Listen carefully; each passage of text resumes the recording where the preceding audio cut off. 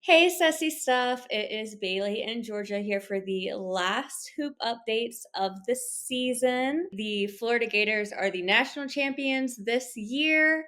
I would just like to start by saying, insert clip here where I said in my little fortune ball that they were going to win it all this year. I mean, Florida's going to have a great run. I see a national championship in their future, like a little, what are those things called? What things? What are those people called? Fortune tellers. I see a national championship in your future. I was right. Georgia's I told you my hot takes are on point. This is as to why I'm we told you. never wrong. Don't ever doubt me. Um, SEC, SEC. Woo! You see, I told someone last night, I was talking about, I said Florida was losing going into halftime. I said, "Don't worry." I said, "Florida is a second half team. They're a second half team. They're gonna win. They're gonna pull it off somehow." And they did. What an entertaining game. It's definitely something that you want to see for the final game of the season. It was so entertaining. I don't really think any of us could have predicted how close this game was actually going to be. But the fact is it just further reiterates as to why these two teams were there. They both played, there were definitely some flub ups and we're like, Florida, interesting choices, the very beginning of the game. But all that to be said, though, that cannot take away anything from Houston. I mean, that team played with such grit and determination, and those refs really let them play that first half. So it was something to get to see, to say the least. And I think it was definitely a national championship game worth watching, to say the least. Oh, definitely. This has been a really defense heavy March Madness, in my opinion. Defense has had to show up for these games, and whoever has the best defense wins. Which is why my team wasn't there because our defense wasn't that great. Um, but I mean, Houston really shut down my man, Walter Clayton Jr. And they did what they had to do.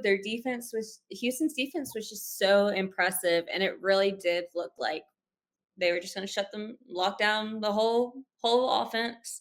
I mean, this is the like maybe third time I think that Florida hasn't reached 70 points in a game. So I mean, huge defensive game, very impressive. Will Richard had 18 points and 8 rebounds. He really had to step up with all the heavy defense of Walter Clayton Jr.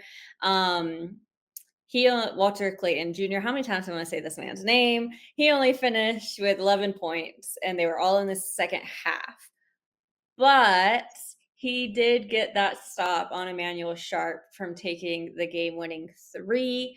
I don't know what Houston was thinking. Um, I just, I mean, even the Houston coach, he said that it was incomprehensible that they couldn't even get a shot up on their last two drives. If you didn't see, Emmanuel Sharp had to, he didn't have to. He put the ball down basically. He couldn't pick it back up because it would have been a travel. So the Gators jumped on it. It just didn't. Why not do a roll and pick? Why not tie the game up? Why it didn't make sense. I didn't understand that. It is what it is though. Florida wins.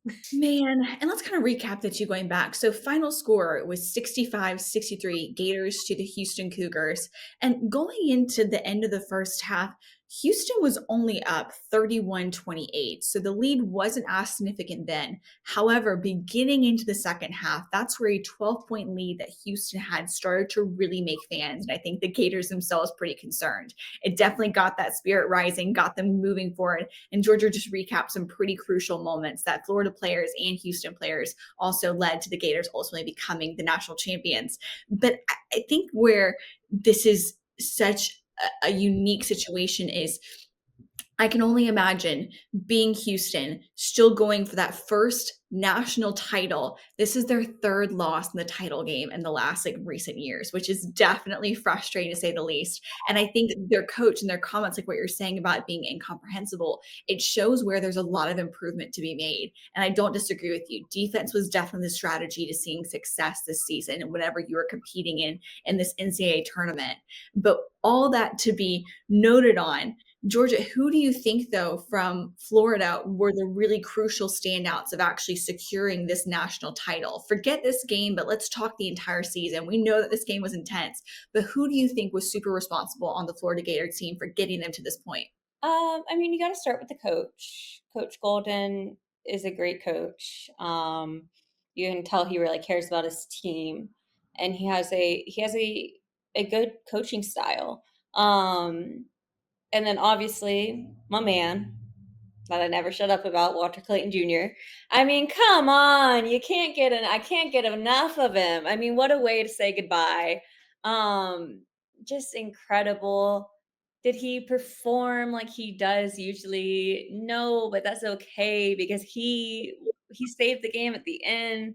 I mean, you have Will Richard, who I think really stepped up this season as well. I feel like he gets overshadowed sometimes, but he's an incredible player himself.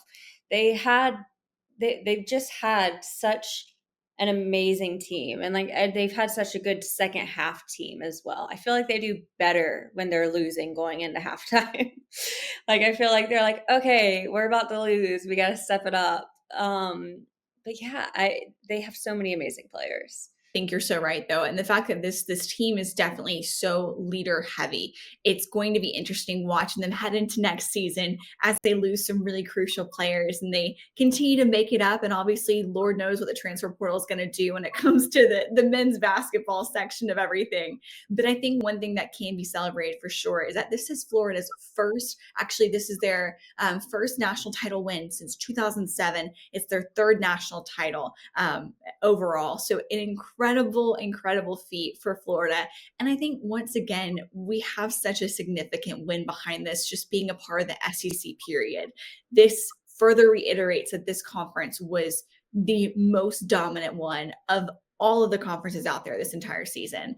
And with anything, I think seeing how we had records broken of teams making it to the Elite Eight and teams making it to the Sweet 16 that were SEC teams, it's pretty remarkable to say the least. And I think we're all excited to watch as this whole new wave of SEC dominance in men's basketball in particular starts to pave the way for new generations and new teams to come. We also had an incredible player, Alex Condon, last night. He had an awesome game. He had 12 points, 7 rebounds. He played for 28 minutes. He is a sophomore, but he's most likely going to be going to the draft. So that's another player that Florida is going to lose. But I mean, it's just this was a national championship team. That's the thing. Is do I think that they will win it again next year? Probably not, because there's going to be a lot of changes. Um, but this was the team. Like, when you look at a team, you see the buildup. And I mean, we said that a lot about Auburn too, is the team was just so stacked. But and I think that you kind of could have said that about a few teams this year, where it's just like there's talent in so many different positions. And I think that's what really is great about the SEC, is that the teams are really stacked compared to others that have like a few key star players. And with Florida, there's multiple. Um, but yeah, he's most likely going to be going to the draft. I like 100% going to the draft. I also, did you see where their 7'9" player was able to cut the net without a ladder?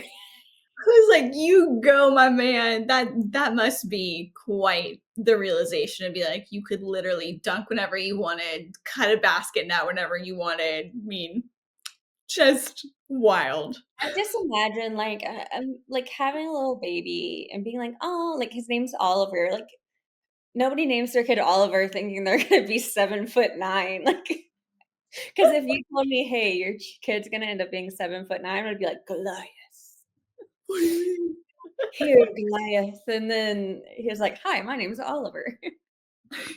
Between that player and everything else, we also let's not forget that too. There's been so many fun little historic moments that have happened with this Florida team this entire season. And shout out to Coach Todd Golden being the youngest player to, or young, excuse me, shout out to Coach Todd Golden being the youngest coach to win the national title with the team since 1983. So between those, the Gators making as far as they have and what they were able to do, it's really been such a pleasure to watch this season. And hopefully it sets the SEC up to be just as excellent as they all were last year, to really see who actually is going to come out on top next year with a national title. We hope we keep it with us. This is, the first time since 2012 with Kentucky. So let's keep it rolling. And yeah, I think we got momentum. We've got momentum here. We have it in the South. Let's keep it in the South. Let us know what you guys think the SEC is going to be like next year in the men's basketball division with the hashtag SEC stuff. I'm Bailey, and this is Georgia, and this is another episode of SEC Stuff Hoops Update.